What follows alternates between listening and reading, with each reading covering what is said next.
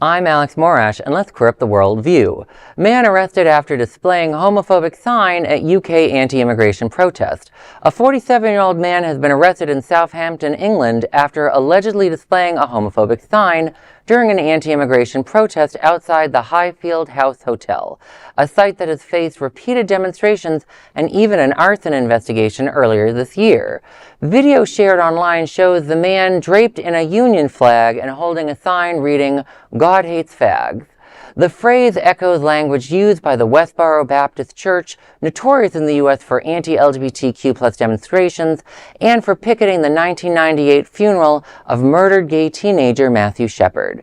Hampshire police say the man was arrested on suspicion of several offenses, including possessing a Class B drug, failing to give his name or address, and, quote, using threatening or abusive words or behavior likely to cause harassment, alarm, or distress, end quote. He has been released on bail while the investigation continues.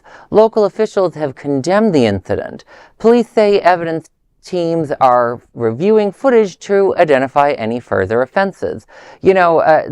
It's always disturbing to see just the lack of free speech in the United Kingdom. We're seeing this whether we're talking about this man and it's horrendous speech, but one should have the right to say it, and to see how they're treating him and how they were treating Palestinian activists just a few months ago.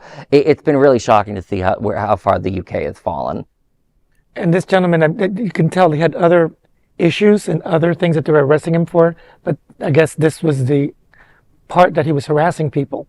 And maybe causing physical harm to people that were there. Yeah, that's the other side of this sort of stuff. I'll always talk about the free speech aspects, but sometimes you have to be careful about those limits. Like we were talking about, he's echoing the Westboro Baptist Church language. And I remember, what happened to Matthew Shepard. I've met Judy Shepard. She and her husband are just wonderful people. But what really scared me with the free speech discussions here is, when that happened, when they picketed his funeral, all the politicians back then, none of them wanted to do anything about it. And I don't mean telling people they can't say that speech, but creating a buffer zone. Like they used to allow buffer zones around Planned Parenthood. The Supreme Court got rid of it, which was foolish, but that's another story. They didn't even create a buffer zone because it's gay kids. Do you know what the Westboro Baptist Church did? They then, a few years later, started doing the same heinous protests outside of military servicemen who died in Iraq. They would start protesting those funerals. So I always remind people, you should be careful. Free speech is a good thing, but if you're not going to take it seriously of making sure people are protected, there are buffer zones, that sort of hate always spreads.